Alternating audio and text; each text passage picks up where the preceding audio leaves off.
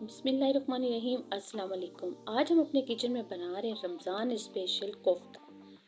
कोफ्ता इस तरह से बनाएंगे कि हम इसमें किसी भी किस्म का डब्बे का कोई मसाला इस्तेमाल नहीं करने वाले। और ऐसा क्या हम इसमें डालेंगे कि हमारे कोफ्ते ज़रा बराबर भी ना टूटेंगे। इसके लिए आपको वीडियो को एंड तक देखना पड़ेगा, स्किप मत कीजिएगा। आइए हम कोफ्ता बनाना शुरू करते हैं। बिस्मिल्लाहिर्रहमानिर्रहीम। यहाँ पर चिकन बोनलेस मैंने ले लिया है 750 ग्राम, और हम इसे अपनी होममेड मशीन में ही कीमा बनाएंगे।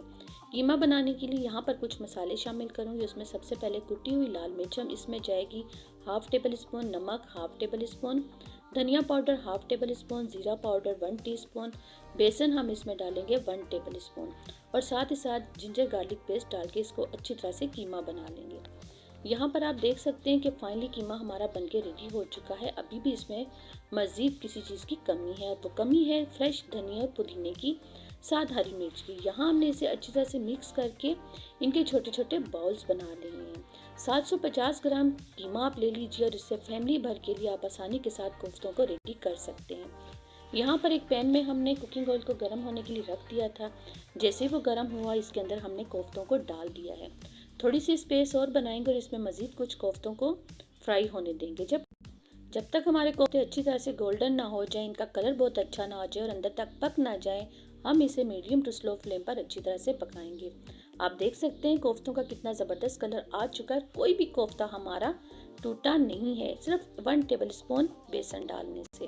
बिस्मिल्लाहिर्रहमानिर्रहीम। यहाँ पर हमने एक बड़ी सी कढ़ाई ले ली, उसके अंदर half cup cooking oil, 2 medium size के प्याज हमने पेस्ट बना के वो इसके अंदर डाल दिए, 2 उसके अंदर हरी मिर्च डाल दी थी पेस्ट बनाने के दरमियान। जैसे ही प्याज का लाइट कलर आ जाएगा, हम इसके अंदर जिंजर गार्लिक पेस्ट 1 से 2 टेबल स्पून डालकर उसकी भी अच्छी तरह से भुनाई करेंगे। आप देख सकते हैं यहाँ पर प्याज का लाइट कलर आ चुका है। अब यहाँ पर जिंजर गार्लिक पेस्ट शामिल करेंगे, 1 टेबल स्पून, और इसको अच्छी तरह से हम भून लेंगे प्याज के साथ। जैसे ही प्याज और लहसुन अच्छी तरह से पक जाएंगे, तो हमने 3 अदद बड़े साइज़ के टमाटर ले लिए, तो उनका पेस्ट बना लिया। नमक जाएगा हस्बे ज़रूरत, 1 टेबल स्पून हांडी मसाला, 1 टेबल स्पून धनिया पाउडर, हाफ टेबल स्पून ज़ीरा पाउडर डाल के थोड़ा सा पानी शामिल करके हम इस मसाले को अच्छी तरह से पका लेंगे, क्योंकि जितना आपका मसाला पका हुआ होगा उतना ही परफेक्ट आपका सालन रेडी होगा। कोफ्ते हमारे पहले से रेडी थे, वो हम इसके अंदर डाल देंगे और इसे पकने के लिए रख देंगे। याद रखिए कि मैंने यहाँ पर कोई भी कोफ्ता मसाला इस्तेमाल नहीं किया, घर के ही मसालों से हम कोफ्ता पकाने जा रहे हैं।